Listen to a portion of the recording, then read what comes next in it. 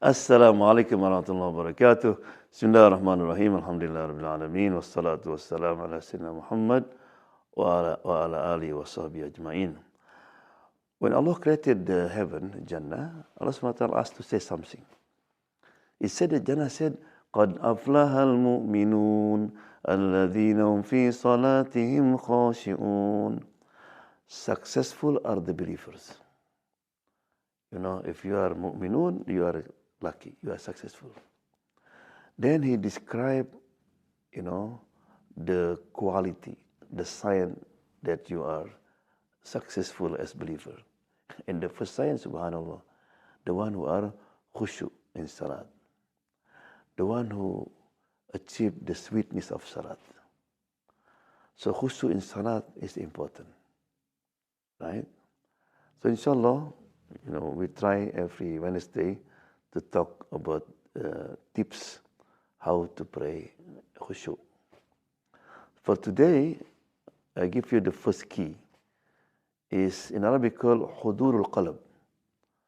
Try your heart in present, to bring your heart when you salat, right? Because in hadith said there is two people, they pray in the same row, but between them, like between the heaven and the earth, that means one is focused.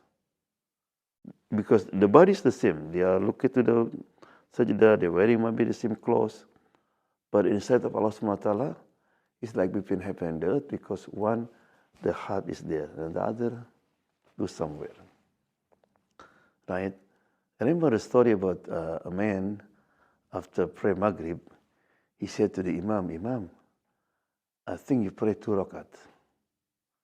And the Imam said, are you sure? He said, yeah, because I have 3 stores. In the first rakat, I remember, the first store. The second rakat, I remember the second store. But I didn't remember the third store. You still pray 2, right?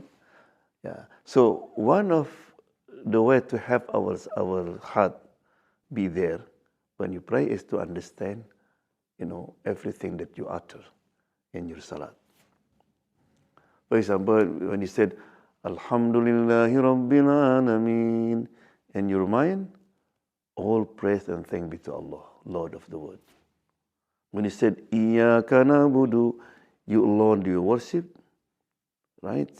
Because if not, Alhamdulillahi Rabbil Alameen, I have meeting today. Ar-Rahman Ar-Rahim, I have to pick up my children, my wife, right? And tonight I have invitation. Yeah, but if you try to understand everything you say, inshallah can help you, right? There's no excuse. Imagine if the boss send you an email or WhatsApp, and the next day the boss said, did you receive my email? Yes, sir. Do you understand? I said, no. What will be the reaction of the boss? No people, imagine, for example, you have a Japanese friend and you were there, he hosted you, and then he sent you a WhatsApp, but in Japanese language. What are you going to do? You Google it, try to understand what in English. So Allah SWT send you email, right? At least, for example, the surah that most people read, most of us read Qul ya al-Kafirun, Qul Allahad. Try that surah you read to understand it, right? I want to share a story about a sheikh. He liked a pet. So he bought a parrot.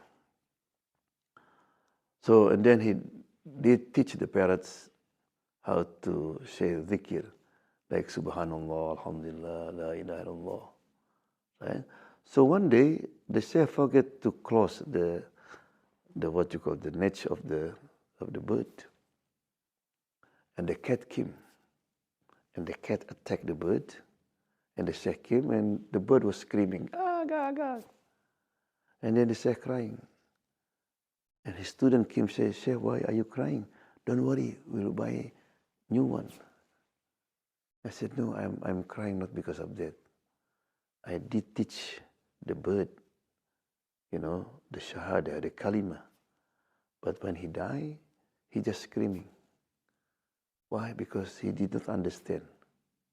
He just said, so I'm worried if I'm dying, it'll be the same. Right? Yeah. So we try as best we can.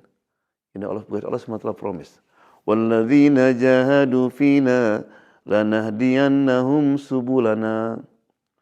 Whoever strive and struggle in my way, he said, we will guide you. Right? Because when you pray khushu, you will feel the sweetness of salat. Right? Yeah.